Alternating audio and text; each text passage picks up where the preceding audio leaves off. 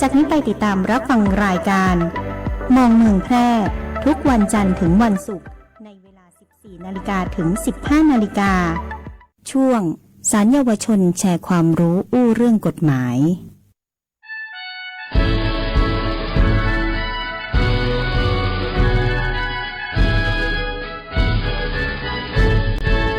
ศาลเยาวชนและครอบครัวจังหวัดแพร่จะแน่วแน่แก้ไขบำบัดฟื้นฟูเด็กเยาวชนลูกหลานน่าเอ็นดูเราช่วยอุ้มชูมีผู้รู้ช่วยกันดูแลศาลเยาวชนให้โอกาสเด็กทำผิดพลาดขาดยังคิดหลงผิดไปหากผิดแล้วจงหยุดคิดและกลับใจทำผิดพลาดไปทุกคนใส่ใจช่วยดูแลอบรมและสั่งสอนในทุกขั้นตอนกระบวนการสวัสดีค่ะท่านผู้ชมผู้ฟังทางบ้านและทาง Facebook Live ทุกท่านวันนี้ขอนำทุกท่านมาพบกับรายการศาลเยาวชนแชร์ความรู้อู้เรื่องกฎหมายทางสถานีวิทยุกระจายเสียงแห่งประเทศไทยจังหวัดแพร่ค่ะดิฉันนางสาวกนกวรรณพรหมเมธเป็นผู้ดำเนินรายการและวันนี้ได้รับเกียรติจากท่านคณพจน์ใจบานมาร่วมพูดคุยในรายการโดยท่านเป็นผู้ดำรงตำแหน่งผู้พิพากษาสมทบและผู้ประนีประนอมคดีครอบครัวประจำศาลเยาวชนครอบครัวจังหวัดแพร่ค่ะสวัสดีครับท่านผู้ชมและท่านผู้ฟังที่อยู่ทางบ้านที่เคารพทุกท่านครับก็ขอสวัสดีน้องต้นข้าวด้วยนะครับวันนี้มาเป็นผู้ดำเนินรายการให้กับศาลเยาวชนของเราครับก่อนอื่นต้องขอบคุณท่านเป็นอย่างสูงที่มาเข้าร่วมรายการศาลเยาวชนแชร์ความรู้อู้เรื่องกฎหมายของเรานะคะโดยรายการของเราในวันนี้จะมีเนื้อหาให้ท่านได้มาร่วมเสวนาให้ความรู้ความเข้าใจในเรื่องการไกล่เกลี่ยและการประนีประนอมข้อพิพาทในคดีครอบครัวและในบางประเด็นที่น่าสนใจค่ะในส่วนของช่วงแรกนี้ท่านคณพจน์คะในการไกล่เกลี่ยสามารถขอไกล่เกลี่ยได้ในขั้นตอนใดของกระบวนการพิจารณาคดีบ้างค่ะขั้นตอนของการไกล่เกลี่ยนะครับก็มีหลายขั้นตอนนะครับการไกล่เกลี่ยนี้สามารถขอไกล่เกลี่ยได้ก่อนฟ้องก็ได้นะครับหรือหลังฟ้องก็ได้ในส่วนของการไกล่เกลี่ยก่อนฟ้องก็สามารถมายื่นคำร้องที่ศาลได้เลยแล้วก็มีหลายช่องทางเดี๋ยวเราจะพูดในหัวข้อต่อไปนะครับในเรื่องของการไกล่เกลี่ยก่อนฟ้องว่าจะมีใครมาบริการให้พวกเราได้บ้างอะไรนี้นะครับส่วนไกล่เกลี่ยหลังฟ้องก็สามารถขอไกล่เกลี่ยได้นะครับหลังจากที่เราฟ้องเป็นคดีนำสู่ศาลแล้วเนี่ยนะครับก็ไม่ว่าจะเป็นในชั้นศาลชั้นต้นศาลอุทธรณ์ศาลฎีกาก็สามารถขอไกล่เกลี่ยได้นะครับอย่างเช่นกรณีที่ศาลชั้นต้นได้ตัดสินไปแล้วเนี่ยคดีอยู่ในระหว่างอุทธรณ์ก็สามารถขอไกล่เกลี่ยได้นะครับหรือคดีที่ศาลอุทธรณ์ตัดสินแล้วนะครับก็สามารถขอไกล่เกลี่ยได้นะครับแล้วอีกอันนึงก็คือในระหว่างที่อุทธรณ์อยู่หรือว่าศาลอุทธรณ์ตัดสินแล้วก็สามารถไกล่เกลี่ยได้เช่นกันเฉพาะกรณีที่เป็นคดีเกี่ยวกับครอบครัวเท่านั้นนะครับที่สามารถขอไกล่เกลี่ยได้ครับผมครับแล้วอย่างนี้มีใครบ้างคะที่สามารถยื่นขอไกล่เกลี่ยได้ถามว่าใครบ้างที่จะสามารถขอไกล่เกลี่ยได้คือบุคคลที่มีข้อพิพาทกันหรือเป็นคู่ความกันซึ่งอาจจะเป็นประชาชนคนธรรมดาเหมือนอย่างเราทั่วไปนี่แหละครับก็สามารถขอไกล่เกลี่ยได้หรือจะเป็นนิติบุคคลที่จะเป็นห้างร้านบริษัทนะครับก็สามารถขอไกล่เกลี่ยได้ทั้งหมดเช่นกันครับหากมีผู้ที่ต้องการยื่นคำร้องขอไกล่เกลี่ยก่อนฟ้องสามารถยื่นคำร้องได้ในรูปแบบใดและช่องทางใดบ้างคะท่านไม่ว่าจะเป็นก่อนฟ้องหรือหลังฟ้องทางศาลเยาวชนของเรานี่สามารถยื่นคำร้องได้ด้วยตัวเองที่ศาลได้เลยนะครับไปติดต่อแล้วจะมีเจ้าหน้าที่หรือพนักงานให้คอยให้การดูแลนะครับคอยรับคำร้องของท่านนะครับหรือจะยื่นทางไปรษณีย์ก็ได้นะครับต่อศาลที่มีเขตอำนาจในการดูแลของในพื้นที่ของเรานะครับแล้วก็สามารถยื่นคำร้องผ่านระบบ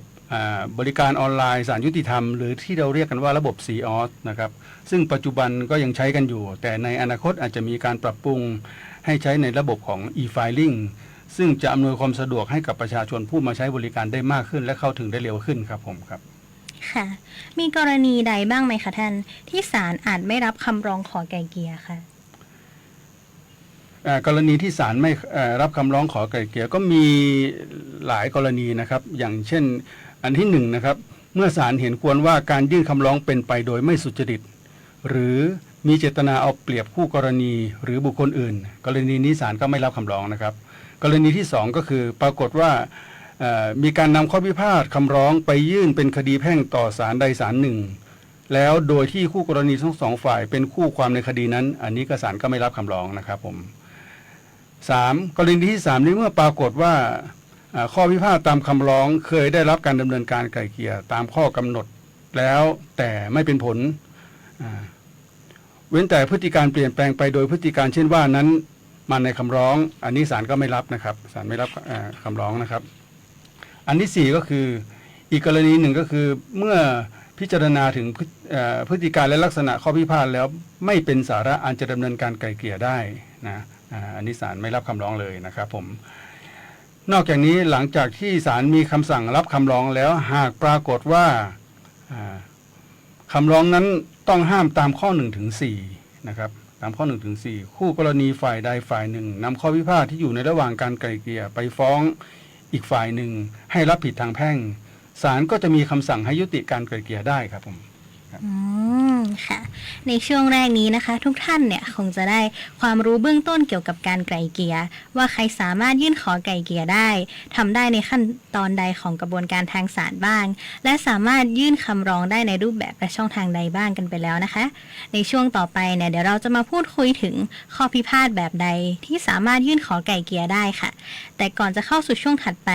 เชิญพักรับฟังเพลงเพราะๆกันสัก1บทเพลงก่อนนะคะ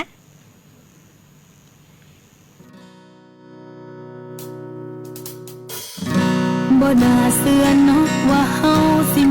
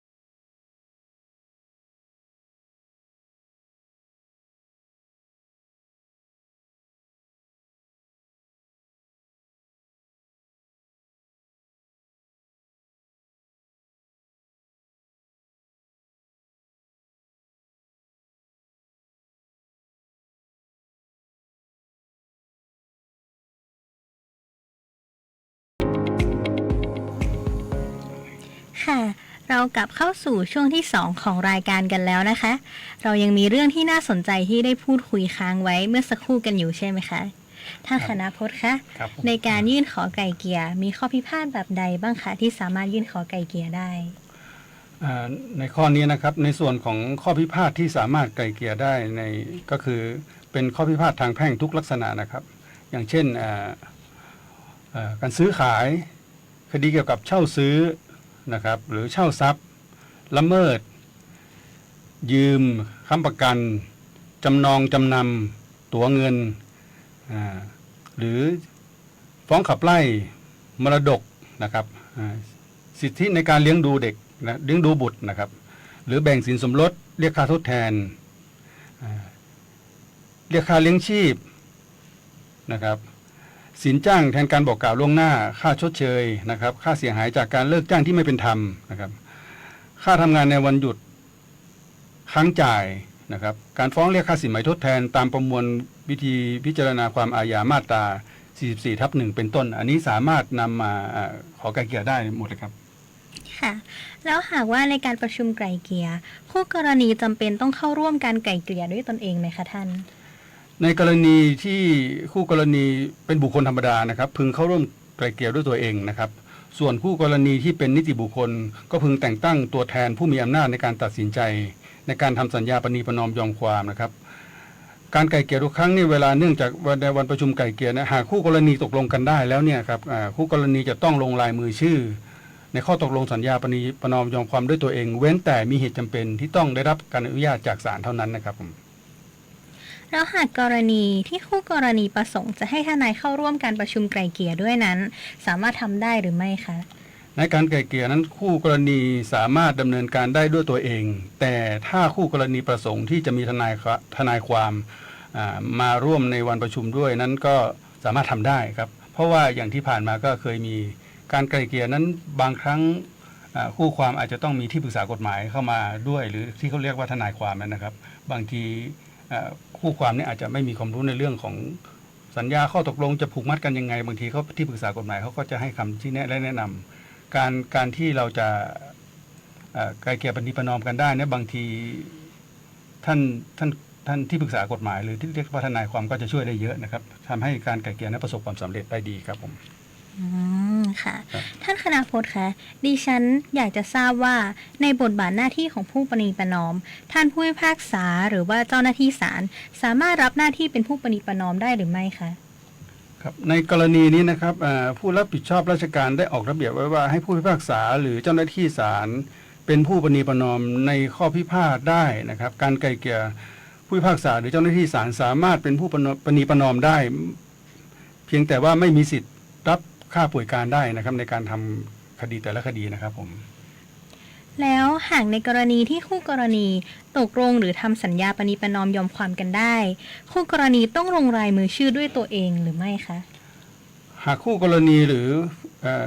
หากคู่กรณีตกลงหรือปณีประนอมยอมความกันได้ผู้ปณีประนอมจะนำเสนอต่อศาลหากศาลพิจารณาเห็นว่าข้อตกลงที่สัญญาปณีประนอมยอมความกันนั้นเป็นไปตามเจตนารมณ์ของคู่กรณีแล้วโดยหลักสุจริตธรรม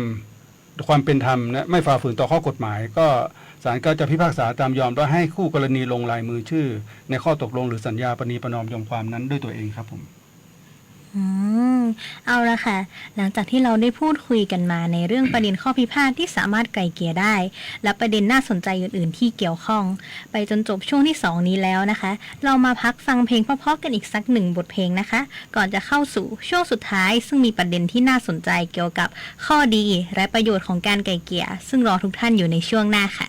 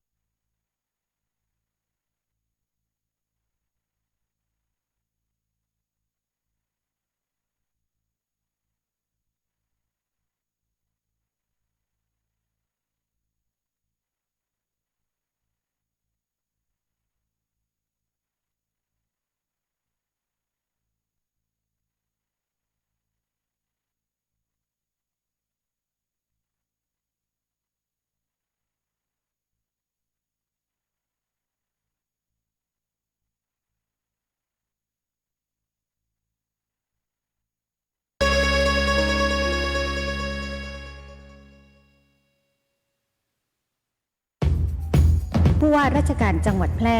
ประกาศเจตนารมณ์ให้จังหวัดแพร่เป็นจังหวัดที่ใสสะอาดสุจริตโปร่งใสตรวจสอบได้ผู้บริหารและเจ้าหน้าที่ของรัฐทุกคนในจังหวัดแพร่ต้องพร้อมใจกันปฏิบัติหน้าที่ด้วยความเป็นธรรมดำรงตนเป็นแบบอย่างที่ดีไม่รับของขวัญของกำนันและไม่เรียกรับผลประโยชน์ทุกชนิดจากการปฏิบัติหน้าที่สุจริตโปร่งใสจังหวัดแพร่ใสสะอาดงดรับงดให้ No gift policy จากอดีตถึงปัจจุบันในยามที่คนไทยทุกข์ร้อนรำเค็ญไม่ว่าจะอยู่หนไหนเหนือใต้ออกตกสถาบันพระมหากษัตริย์ของไทยตลอดจนพระบรมวงศานุวงศ์ทุกพระองค์ไม่เคยทอดทิ้งพระสกนิกรทรงให้ความช่วยเหลือและบรรเทาความเดือดร้อนทุกครั้งไปสร้างขวัญและกำลังใจแก่พระสกนิกรตลอดมาขอทุกพระองค์ทรงพระเจริญสำนักงานประชาสัมพันธ์ที่ 3 กรมประชาสัมพันธ์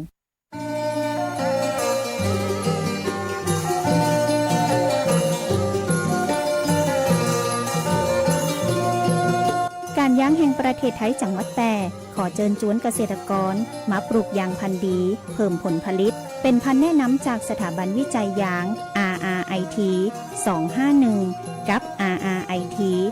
3904 ยางพันธุ์ดี RRIT 251 เปลือกหนาปานกลางต้านทานโรคได้ดี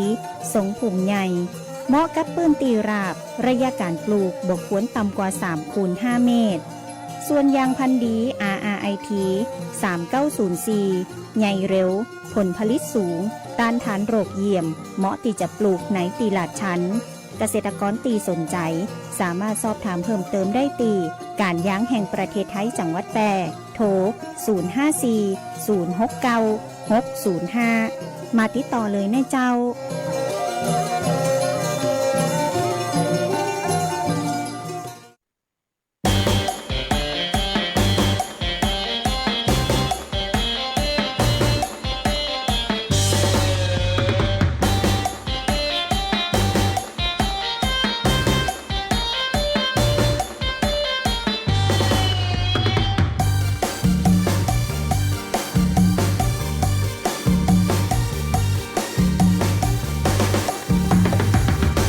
คดีอะไรกับคู่กรณีมีทางเลือกที่ดีคือการไกล่เกลี่ยก่อนฟ้องในกรณีพิพาทในการฟ้องร้องและก่อนที่จะฟ้องก็ยังมีช่องทาง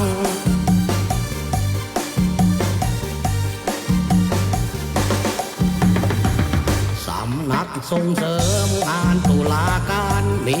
กระบวนการมีขั้นตอนสะสางไม่ยุ่งยากซับซ้อนมีความเป็นกลางยื่นคำร้องหลายช่องทางใช้เวลาไม่นาน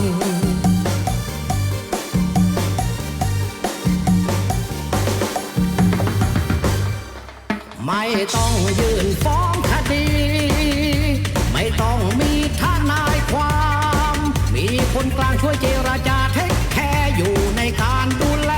ตลอดกระบวนการร้องขอยื่นคำขอเลยนะในวันทำสัญญาประนีประนอมต่อศา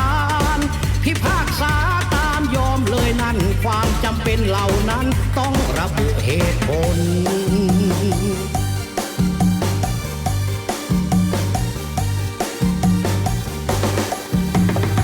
พิจารณาความแพงมาตรา20 ตรีประมวลกฎหมายข้อนี้ช่างดีเหลือล้นไม่ต้องเสียค่าขึ้นศาลเหมือนกันทุกคนเป็นประโยชน์ต่อประชาชนนี่คือสำนักงานตุลาการ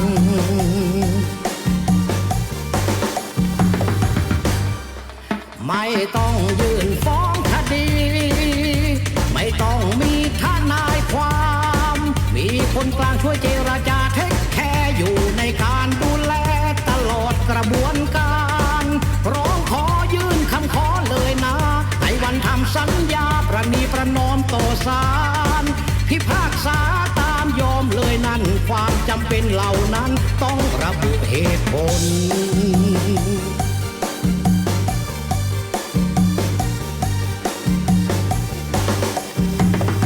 พิจ ารณาความแพงมาตรา20 ตรีประมวลกฎหมายข้อนี้ช่างดีเหลือล้นไม่ต้องเสียค่าขึ้นศาลเหมือนกันทุกคนมีประโยชน์ต่อประชาชน นี่คือสำนักงานตุลาการ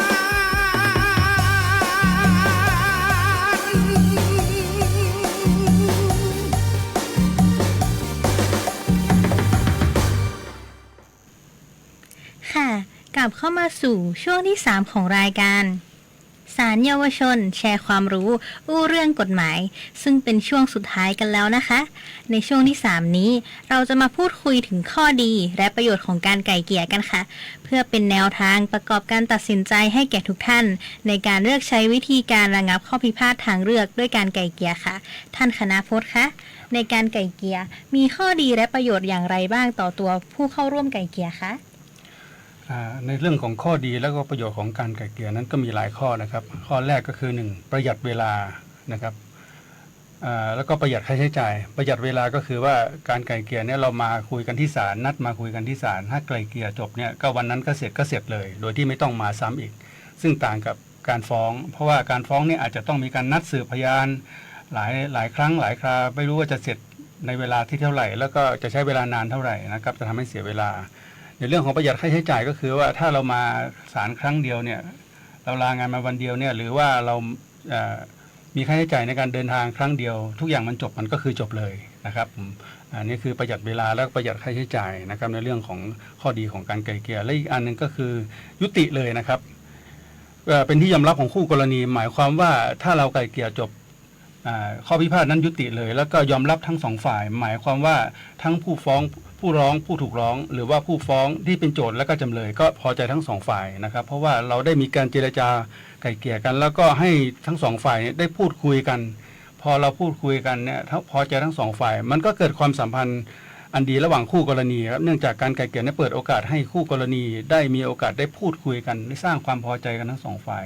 คือความพอใจนี่ไม่ใช่ว่าจะ50-50แล้วจบนะครับอย่างกรณีที่เรามีการไกล่เกลี่ยเนี่ยถ้าคู่กรณีพอใจ70-30นะครับถ้าพอใจทั้งสองฝ่ายถือว่าจบไม่ใช่ตัดสินที่50-50นะ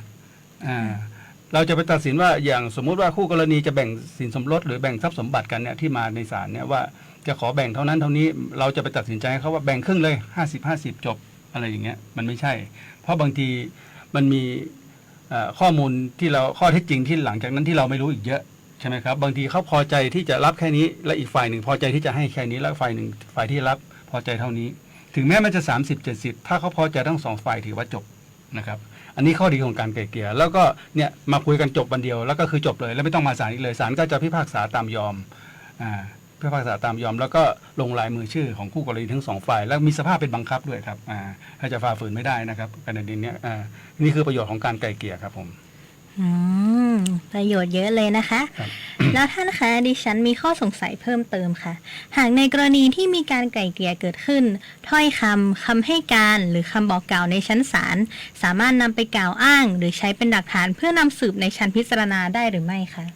คู่กรณีที่เข้าร่วมไกล่เกลี่ยและผู้ประนีประนอมบุคคลหรือบุคคลภายนอกนะครับที่เกี่ยวข้องในการจัดการไกล่เกลี่ยในครั้งนั้นนะครับจะนำข้อมูลในระหว่างการไกล่เกลี่ยไปอ้างอิงและนำสืบพยานหลักฐานในกระบวนการพิจารณานั้นไม่ได้นะครับไม่สามารถนำไปใช้ได้ครับผมแล้วในกรณีที่คู่กรณีไม่สะดวกเดินทางมายังสถานที่ไกล่เกลี่ยสามารถดำเนินการหรือกระทำการอย่างไรได้บ้างคะปัจจุบันทางศาลเยาวชนแพร่เราศาลทั่วประเทศนะครับก็มีระบบการไกล่เกลี่ยออนไลน์นะครับซึ่งจะอำนวยความสะดวกให้กับผู้มาใช้บริการและประชาชนสามารถเข้าถึงได้นะครับก็ในช่องทางที่ไกล่เกลี่ยออนไลน์เราก็จะใช้ระบบทาง Zoom บ้าง Google Meet หรือทาง Line Video กรณีนี้จะสะดวกมากประหยัดเวลานะครับคู่ความจะอยู่ที่ไหนก็ได้สามารถนัดเวลามาคุยกันได้นะครับกรณีอย่างเงี้ยทำให้ทุกคนแม้แต่อยู่ไกลถึงต่างประเทศก็สามารถมาไกล่เกลี่ยได้เพราะว่าเราจะเห็นหน้ากันเห็นอากับกิริยากันทุกอย่างเวลาเราพูดคุยกันนะครับเห็นทางหน้าจออีกฝ่ายหนึ่งก็จะมาที่ศาลอีกฝ่ายหนึ่งอาจจะอยู่ต่างพื้นที่ต่างแดนอะไรก็แล้วแต่สามารถไกล่เกลี่ยได้ครับจะใช้เขาเรียกว่าการไกล่เกลี่ยออนไลน์ครับปัจจุบันเรามีอำนวยความสะดวกให้ประชาชนแบบนี้ครับค่ะแล้วท่านมีประสบการณ์การไกล่เกลี่ยที่อยากจะมาพูดคุยหรือว่าบอกเล่าให้ทางผู้ชมทางบ้านฟังไหมคะ ประสบการณ์ที่ผมได้ทำมาอย่างเช่นการไกล่เกลี่ยออนไลน์เนี่ยก็คือมีคู่ความอยู่รายหนึ่งนะครับพอดีมาฟ้องเรียกค่าเลี้ยงดูบุตรนะครับฟ้องเรียกค่าเลี้ยงดูบุตรแต่บังเอิญว่าสามีนั้นไปอยู่ทำงานอยู่ไกลอยู่ภาคใต้ครับเคสแรกที่อยู่ภาคใต้นะครับแล้วก็ส่วนภรรยานั้นก็อยู่ในพื้นที่ของจังหวัดแพร่นะครับแล้วก็สามีก็หย่าร้างกันแล้วก็ไปทำงานอยู่ต่างจังหวัดไม่สามารถจะลางานได้ที่จะมาร่วมไกล่เกลี่ยแต่ได้รับหมายฟ้องอะไรเรียบร้อยแล้วก็โทรศัพท์คุยกันว่าสะดวกที่จะมาวันไหนเขาก็บอกไม่สะดวกเลยเพราะว่าลางานไม่ได้เขาอยู่ต่างจังหวัดการเดินทางก็ไกลเพราะว่าการเดินทางมาแต่ละครั้งนี่ก็จากใต้มาถึงภาคเหนือเราก็ใช้เวลานานอยู่แล้วก็ค่าใช้จ่ายก็สูงและการลางานก็ต้องใช้เวลาหลายวันกว่าจะได้มันจะเสียเวลางานเขาเราก็มีช่องทางวิดีโอคอลเขาเรียกวิดีโอคอลนะครับทางบริการไกล่เกลี่ยออนไลน์เนี่ยเขาก็นัดเวลามาว่าเขาจะสะดวกช่วงไหนอาจจะเป็นช่วงพักเที่ยงหรือช่วงตอนเย็นซึ่งก็ได้ในช่วงเวลางานก็ได้เขาเวลาแป๊บเดียวแล้วคุยกันนะครับเปิดวิดีโอคุยกันนะครับคุยกันทางออนไลน์เขาก็สามารถคุยกันแล้วก็ไกล่เกลี่ยได้สำเร็จคือกรณีนี้ง่ายมากเพราะว่ามันเป็นการเจรจาที่พอใจทั้งสองฝ่ายทางนี้เขายื่นข้อเสนอไปทางนู้นก็ตอบรับมาว่าได้ไอ้นี่คือการระบบการไกล่เกลี่ยออนไลน์เป็นการอำนวยความสะดวกให้กับประชาชนที่อยู่ห่างไกลนะครับและมีอีกรายหนึ่งก็คืออยู่ต่างประเทศนะครับตอนนั้นจะเป็นคดีเกี่ยวกับเรียกค่าเสียหายอะไรสักอย่างผมจำไม่ได้นะครับตอนนั้นก็ผู้เสียหายอยู่บ้านเรานะครับแล้วผู้เป็นจำเลยนั้นก็เขาอยู่ต่างประเทศก็พอดีติดต่อเขาได้ทางญาติว่าเขาทำงานอยู่ต่างประเทศแล้วก็ได้โทรศัพท์ไปคุยกันเขาก็สามารถตอบรับมาแล้วก็คุยกันทางออนไลน์นี่แหละครับเป็นการไกล่เกลี่ยออนไลน์ผลสุดท้ายก็สรุปก็คือว่าการไกล่เกลี่ยก็ประสบความสำเร็จเพราะมีโอกาสได้คุยกันสาเหตุที่การไกล่เกลี่ยไม่ประสบความสำเร็จส่วนหนึ่งก็เกิดมาจากที่เราไม่ได้มีโอกาสได้พูดได้คุยกันพอได้พูดได้คุยกันไม่ว่าจะเป็นทางออนไลน์ก็ดีหรือทางต่อหน้าที่อยู่นั่งคุยกันในโต๊ะประชุมก็ดีทั้งสองอย่างคือเป็นเรื่องที่ดีมากในเรื่องของการไกล่เกลี่ยนะที่มีโอกาสได้คุยกันนะครับเพราะฉะนั้นช่องทางอีกอันนึงก็คือช่องทางการไกล่เกลี่ยออนไลน์เนี่ยทำให้เราได้เห็นหน้ากันด้วยนะครับได้มองหน้ากันได้เห็นหน้ากันได้เห็นอากับกิริยาของคู่กรณีเพราะฉะนั้นการพูดคุยมันก็จะเหมือนเราพูดคุยกันอยู่บนโต๊ะประชุมกันนะครับนี่คือประสบการณ์ของการไกล่เกลี่ยออนไลน์ที่ประสบความสำเร็จนะครับทั้ง2คดีที่ผมทำมาครับผมค่ะแล้วในท้ายนี้ท่านคณพจน์มีคำกล่าวหรือคำแนะนำใดอยากฝากถึงท่านผู้ชมและผู้ฟังทางบ้านไหมคะก็จะเป็นนโยบายของท่านประธานศาลฎีกานะครับศาลยุติธรรมพร้อมที่จะเป็นที่พึ่งของประชาชนในโอกาสแรกที่ได้รับความเดือดร้อนหรือมีข้อพิพาทนะครับมุ่งเน้นส่งเสริมกระบวนการระงับข้อพิพาททางเลือกนะครับเพื่อปัจจุบันศาลได้พัฒนาช่องทางการเข้าถึงความยุติธรรมรวมทั้งการปฏิรูประบบงานขจัดการขั้นตอนที่ซับซ้อนนะครับเพื่อให้ประชาชนได้เข้าถึงความยุติธรรมได้ง่ายขึ้นนะครับได้มาโดยการติดต่อในหลายช่องทางมากปัจจุบันนี้นะครับไม่ว่าจะเป็นระบบการออนไลน์ของศาลไม่ว่าจะเป็นระบบ COS ซึ่งปัจจุบันก็จะมีในอนาคตก็จะมีการพัฒนาเป็นระบบ e-filing ซึ่งหรือจะมาติดต่อได้ด้วยตัวเองก็จะมีเจ้าหน้าที่ที่เป็นนิติกรหรือเจ้าหน้าที่ของศาลเราคอยต้อนรับและให้การดูแลท่านเป็นอย่างดีให้คำแนะนำท่านเป็นอย่างดีก็สามารถมาคุยมาติดต่อได้เลยนะครับท่านที่มีข้อพิพาทหรือความเดือดร้อนเกี่ยวกับความไม่เป็นธรรมนะครับก็สามารถมาติดต่อที่ศาลเยาวชนได้เลยนะครับผมการมีข้อพิพาทกันในครอบครัวดิฉันว่าเป็นเรื่องปกติของการอยู่ด้วยกันค่ะแต่หากมีข้อพิพาทกันแล้วหาทางออกไม่ได้ให้คิดถึงกระบวนการไกล่เกลี่ยข้อพิพาทคดีครอบครัวที่มีคนกลางทำหน้าที่ไกล่เกลี่ยและช่วยพูดคุยหาทางออกร่วมกันค่ะหากผู้ฟังมีข้อสงสัยหรือต้องการทราบเนื้อหาสาระของกระบวนการไกล่เกลี่ยข้อพิพาทในคดีครอบครัวหรือสอบถามเรื่องเกี่ยวกับกฎหมายในส่วนอื่นๆหรือหากต้องการจะให้ศาลเยาวชนและครอบครัวจังหวัดแพร่นำเสนอเนื้อหาเกี่ยวกับกฎหมายเพื่อนำมาเสวนาพูดคุยกันในรายการในเรื่องใดสามารถโทรศัพท์ได้ที่เบอร์ 054-533-487 ในเวลาราชการหรือเข้าที่เว็บไซต์ของศาลเยาวชนและครอบครัวจังหวัดแพร่ค่ะและในท้ายที่สุดนี้ดิฉันขอจบการดำเนินรายการศาลเยาวชนแชร์ความรู้อู้เรื่องกฎหมายไว้เพียงเท่านี้แล้วพบกันใหม่สวัสดีค่ะ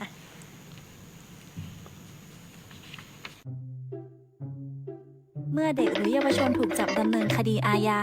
อันดับแรกสิ่งที่เราจะต้องรู้คือความแตกต่างระหว่างเด็กและเยาวชน ตามพระราชบัญญัติศาลเยาวชนและครอบครัวได้บัญญัติว่า เด็กหมายถึงบุคคลที่มีอายุกว่า 12 ปี แต่ไม่เกิน 15 ปีบริบูรณ์ถือว่ายังเป็นเด็ก ส่วนเยาวชนต้องมีอายุเกิน 15 ปีบริบูรณ์แต่ยังไม่ถึง 18 ปีบริบูรณ์คำว่าอายุไม่ถึง 18 ปีบริบูรณ์หมายความว่า หากบุคคลนั้นมีอายุครบ 18 ปีบริบูรณ์แล้วก็ถือว่าไม่เป็นเยาวชน เกณฑ์อายุและความรับผิดทางอาญา หากเด็กอายุไม่เกิน 12 ปี พนักงานสอบสวนรวบรวมข้อเท็จจริง สอบสวนเพื่อทำความเห็นส่งอัยการ ประเมินความจำเป็นว่าเด็กเข้าเกณฑ์ที่จะได้รับการสงเคราะห์หรือไม่ หากไม่จำเป็นก็จะมอบให้เด็กอยู่ในการปกครองของผู้ปกครอง หากจำเป็นจะถูกส่งไปยังบ้านพักเด็กและครอบครัวชั่วคราว หากเด็กอายุกว่า 12 ถึง 15 ปี ก็จะใช้การตักเตือนเด็ก หรือผู้ปกครอง คุมประพฤติ โดยพนักงานคุมประพฤติ ส่งไปอยู่กับบุคคลหรือองค์กรที่ยอมรับเด็ก เพื่อสั่งสอนอบรม ส่งตัวไปโรงเรียนหรือสถานฝึก โดยจะไม่ให้อยู่จนอายุเกิน 18 ปี และใช้มาตรการพิเศษแทนการดำเนินคดี เช่น การแก้ไขบำบัดฟื้นฟู โดยจะพิจารณาตามความเหมาะสม หากเด็กอายุ 15-18 ปี อาจใช้วิธีการสำหรับเด็กเหมือนเยาวชนอายุ 12-15 ปี หรือลดโทษลงครึ่งหนึ่งของโทษที่กฎหมายกำหนดไว้ หากเด็กนั้นทำความผิดก่อนอายุ 18 ปี แต่เมื่อดำเนินคดีเสร็จสิ้น เด็กมีอายุ 18-20 ปี ศาลอาจใช้ดุลพินิจลดโทษให้ 1 ใน 3 หรือกึ่งหนึ่งของโทษที่กฎหมายกำหนดไว้ หรือศาลสั่งให้ควบคุมตัวไว้ที่เรือนจำ ในกรณีที่เยาวชนมีอายุตั้งแต่ 18 ปีขึ้นไป และมีพฤติกรรมที่เป็นภัยต่อผู้อื่น หรือมีอายุ 20 ปีบริบูรณ์แล้ว ขั้นตอนและสิทธิ์เมื่อถูกจับกุม เมื่อเด็กและเยาวชนกระทำความผิด ตำรวจจับกุมจะต้องแจ้งสิทธิ์และข้อหากับเด็กและเยาวชนก่อน แล้วจึงนำส่งให้พนักงานสอบสวนทันที ก่อนการสอบปากคำพนักงานสอบสวนจะต้องแจ้งให้ผู้ปกครองของเด็กและเยาวชนทราบ เมื่อทุกอย่างเรียบร้อย ก็จะเริ่มการสอบปากคำและแจ้งข้อกล่าวหาอีกครั้ง โดยการสอบปากคำและแจ้งข้อกล่าวหาเด็กและเยาวชนนั้น จะต้องมีสหวิชาชีพ อันได้แก่ นักจิตวิทยา นักสังคมสงเคราะห์ บุคคลที่เด็กร้องขอ และพนักงานอัยการ เข้าร่วมสอบปากคำด้วยเสมอ ในขณะเดียวกัน พนักงานสอบสวนจะต้องแจ้งให้ผู้อำนวยการสถานพินิจที่อยู่ในเขตนั้นๆทราบ เพื่อเตรียมการสำหรับการสืบเสาะและพินิจไม่ว่าการสอบปากคำจะเสร็จสิ้นเรียบร้อยแล้วหรือไม่ เด็กและเยาวชนจะอยู่ภายใต้การควบคุมตัวของพนักงานสอบสวน เพียง 24 ชั่วโมงเท่านั้น โดยหลังจากนั้น พนักงานสอบสวนจะต้องนำตัวเด็กและเยาวชนนั้น ส่งให้กับศาลเยาวชนและครอบครัว เพื่อตรวจสอบการจับกุมทันที แต่ทางศาลก็ไม่ได้มีอำนาจควบคุมตัวเด็กหรือเยาวชนเอาไว้ที่ศาล เด็กและเยาวชนที่ถูกจับ หากศาลไม่อนุญาตให้ปล่อยตัวชั่วคราว จะถูกส่งให้อยู่ในความคุ้มครองดูแลของสถานพินิจ โดยทางสถานพินิจก็จะสืบเสาะหาข้อเท็จจริง ในเรื่องของอายุ ประวัติ ความประพฤติ สติปัญญา การศึกษา การอบรม สุขภาพ ภาวะแห่งจิต นิสัย อาชีพ และฐานะของเด็กหรือเยาวชน รวมถึงข้อเท็จจริงของผู้ปกครองที่เด็กอาศัยอยู่ด้วย ตลอดจนสภาพแวดล้อมทั้งหมดที่เกี่ยวข้องกับเด็ก ข้อมูลการสืบเสาะหาข้อเท็จจริงดังกล่าว ของสถานพินิจจะถูกทำเป็นรายงาน เพื่อรายงานแก่ตำรวจ อัยการ และศาลภายในระยะเวลา 30 วัน ภายหลังจากที่ได้รับสำนวนจากพนักงานสอบสวน และรายงานจากสถานพินิจพนักงานอัยการจะใช้ดุลพินิจเพื่อพิจารณาว่าจะฟ้องเป็นคดีอาญาหรือไม่ เพื่อให้ศาลเยาวชนพิจารณาคดีต่อไป